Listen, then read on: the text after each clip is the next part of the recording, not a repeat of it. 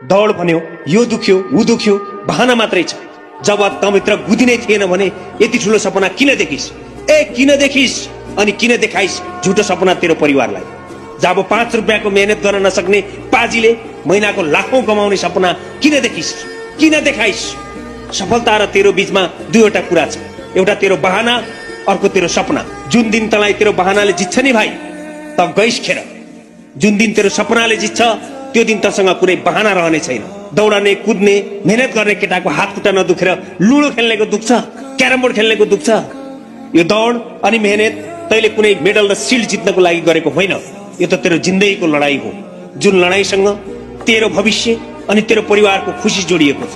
तैले गरेको यो मेहनत कुनै दिन गएर तेरो परिवारको खुसी किन्ने माध्यम बन्नेछ। आज पनि तेरो परिवारले तैले देखाएको सपना पूरा हुने दिनको प्रतीक्षामा भगवानसँग प्रार्थना गरेर बसेको छ। उनीहरूको सपनालाई आँखैमा बिलाउन नदे भाइ।